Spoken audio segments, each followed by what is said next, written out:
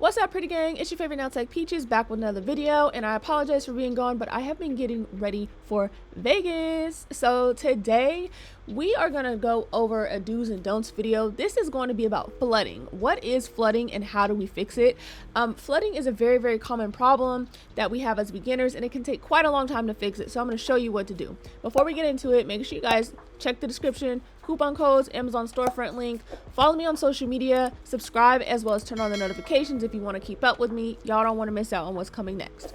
So this is the color we use today, Hotline Bling by Not Polish. And first up, I'm going to show you the right way of doing things.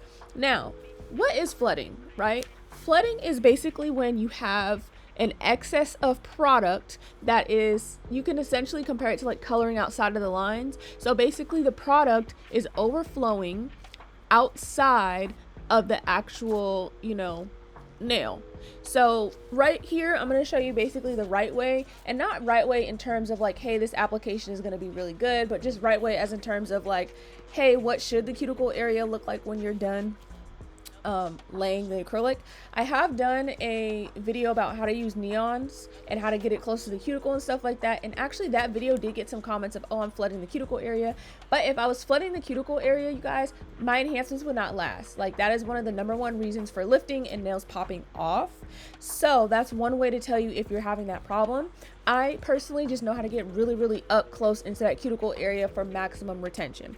So as you can see, the product is very close to the cuticle area. Now, I shouldn't have used a neon necessarily for this because you also have to know how to work with neons in a certain way. So because I did purposely flood the cuticles, you will see that there is like a little bit of staining around her cuticle area. So we're just going to ignore that. I promise there's no flooding, but we're just going to act as if there's no special way to work with neons. Okay, so you can see cuticle area is nice and flush, product is close but not flooded. And in a second here, I'm going to show you guys the wrong way. Okay, so when I say wrong way, once again, we're talking about flooding, so I'm going to show you a type of flooding. So here we go. Now, the main type of flooding that people get is going to be closest to that cuticle area in the back third, kind of near where the apex is. And essentially, I'm going to get ready to show you guys. Essentially what ends up happening is, right, the first bead may go fine, right? This is what I'm showing you here. The first bead might go okay, might go fine. You might be very confident. I personally start my first bead, a little bit where the natural nail and the nail tips start, and then I go ahead and push it upwards towards the cuticle area just for a seamless, apex, right? Now, once again, this video is not for perfect application. I kind of had to try hard, not try hard, but I really had to try to like flood these cuticles and do all this stuff. So the application is not going to be perfect, but that's not what we're focused on. Okay, so again, first bead may have come out really nice, flawless. Now, where a lot of people go wrong is this cuticle area right here. So you can see I pretty much took the product straight from grabbing my first bead, and I am pushing it towards the cuticle area. Where I went wrong is I did not let that bead rest, and you can see it is way too wet. And as I always say, acrylic swells. And so because I've laid that bead down and it swelled, and essentially it has gone outside of the lines, outside of the boundaries of the natural nail area. How do we fix it? You act fast. So if you can kind of figure out, hey, where are the natural sidewalls? Just remove the product. Now, if the product is wet and running like this, you will be able to fix it relatively easily. However, it will take you some practice because, once again, even though that bead was a little runny, it still wasn't a bad bead to work with. I just didn't let it set up and rest. But if you had a bead that was running everywhere, you would have to chase your bead a little bit more, but you would still be able to fix this. And now you can see how much better it looks. So when I say color inside the lines, I'm going to use that term a lot because I feel like that's the best way to kind of describe it. It's kind of like a coloring book. The natural nail area, right? You want to remain within there. You want to be able to see both sides of the skin, like on the sides of the nails. And that's how you know that you don't have flooding. And that's how you also know that, your product is not bulky, you don't have too much going on. So once again, my application isn't the greatest, but again, we are here focused on flooding. So if you're not sure whether you're, having trouble with flooding or not, once again, look for how long are your clients' enhancements lasting? Are you getting a lot of lifting? And when you go to seal the cuticle, are you able to easily do so? Or do you find yourself having to kind of pick at the cuticle areas and push it to get product from being stuck to the skin? Okay. So the next finger, we have another, the proper way, let's just say. So Once again, how should it look? I'm doing this so that way we can compare and contrast what flooding looks like versus what it actually does not look like. Because a lot of people, once again, get it confused with, hey, your product is too close, or no, actually my product is really close, but that's how it should be. So again, you can see the first bead is going to pretty much look the exact same, because this is how I personally apply acrylic. Now you can see we're moving along, and when we get to that cuticle area, you will notice how I work with it so that way we're not having any flooding. Now, another thing we need to remember is our acrylic should work for us. We should not be chasing beads left and right, you know, trying to make sure it doesn't end up here or there. All of this boils down to your acrylic control and your acrylic application. What type of beads are you using?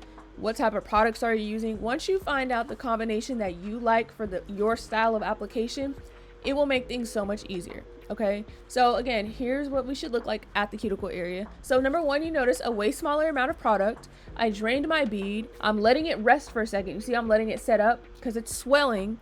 Did you see how the bead kind of looked like it grew? So I let it swell up and rest, and then I go ahead, start gently pushing it toward the cuticle area. And you can see, because I let it rest, when it swelled up, it did not immediately go all over the skin and into the cuticle area. What it instead did was swell up and allow me to control where the acrylic goes. All right, so you can see here, yes, it's right up against the cuticle area, but you can see I'm tucking the cuticles rather than having to remove all the product from around.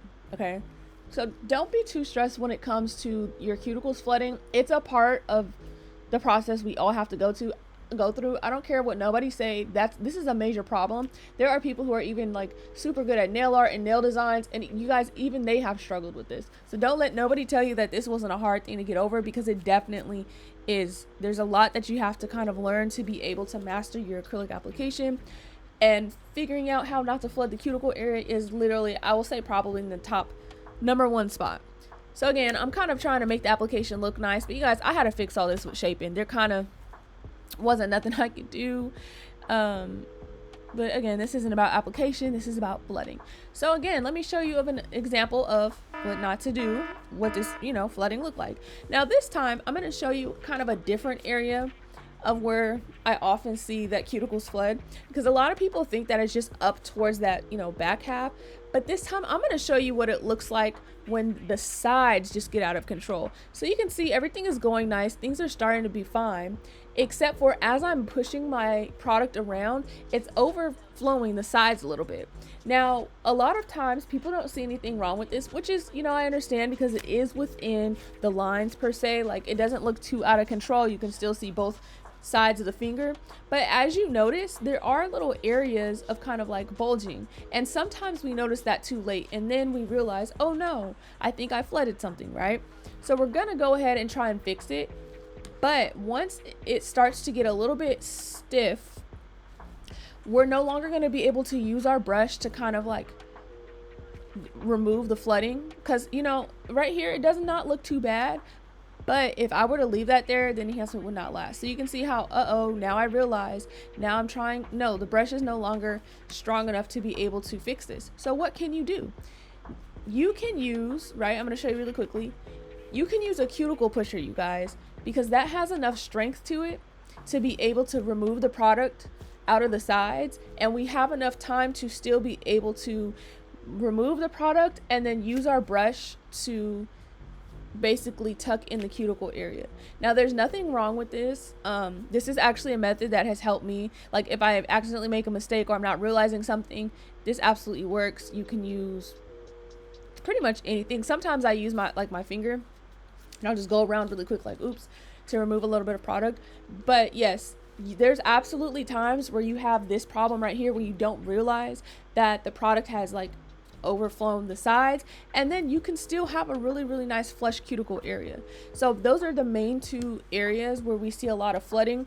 And just keep in mind, flooding also can cause like your product to look, well, not your product, your enhancement to look bulky. Because if your problem is flooding with a lot of product, like you're just overusing product, then that's gonna basically dry really bulky and you're gonna have a hard time shaping.